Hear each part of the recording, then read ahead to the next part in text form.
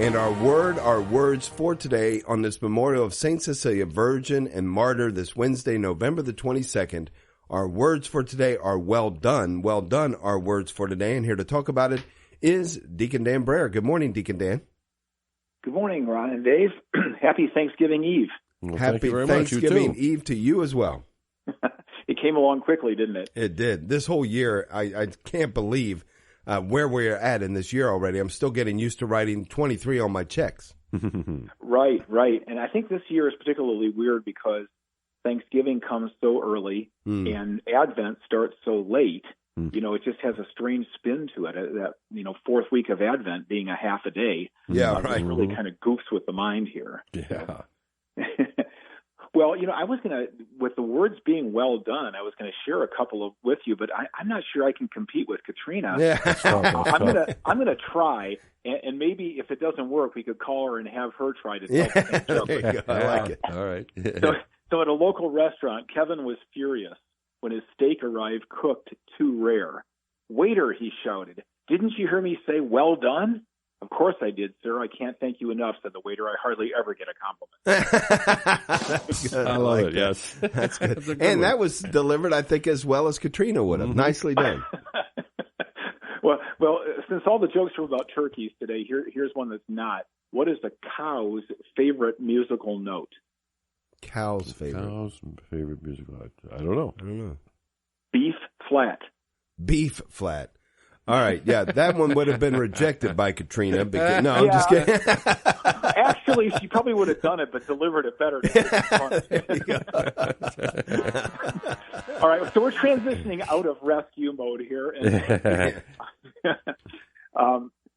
So the words for today are well done, and we actually hear those in today's reading, and we heard them this weekend in the gospel reading as well.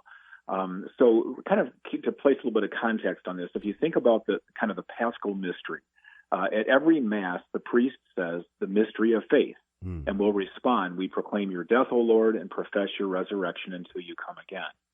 So we acknowledge that Paschal mystery. Jesus has been here, and he will come again. And so if you think about it liturgically, which, that's where we are right now, right at the end of the liturgical year, Lent is our opportunity to focus on his passion and death. The Easter season allows us to focus on his resurrection, and this end of the liturgical year in Advent focuses on his coming again. And so Mark chapter 13, Jesus says, "Be watchful, be alert, you do not know when the time will come. It is like a man traveling abroad. He leaves home and places his servants in charge, each with his work, and orders the gatekeeper to be on the watch. Watch, therefore, you do not know when the Lord of the house is coming, whether in the evening, at midnight, at cockcrow, or in the morning." So notice here in Mark 13 that it talks about how he leaves home and he places us in charge to do our own work and just keep watch for his return.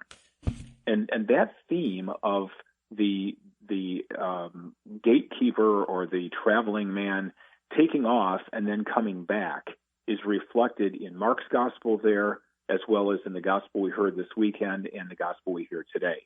And so Jesus, throughout the gospel, gives us these constant reminders that he'll come again, although the early disciples thought that it was going to happen soon. I mean, and their thinking was, okay, he has ascended back into heaven. He's probably coming back next week. Right. And here we are a couple thousand years later. We know he's still coming. We don't know when. So that's the whole point, is to be ready.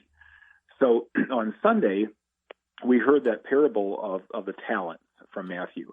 So people given different talents, and when the master returns, those who had multiplied them were rewarded equally.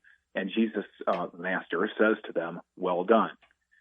We hear a similar message today, and I had when it talks about this distribution of talents. One example I used when I preached this weekend was the talent of being able to play music. And if you are able to play an instrument, why aren't we doing that at Mass, giving glory to God?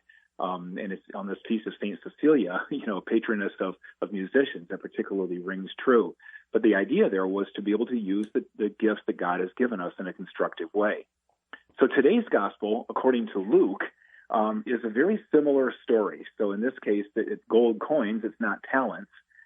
There's a lot of dispute among the biblical scholars about whether this is the same source and just spun differently, or if it's a totally different parable that Jesus told. But the bottom line is, he gives each of 10 men a coin and says to invest them, and they did invest them. They do make money back, and once again we hear that same two words, well done.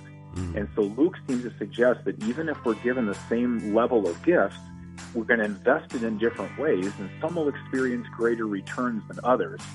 But the common theme here is not to bury it. On Sunday we heard about burying it. Today we heard about keeping it in a napkin.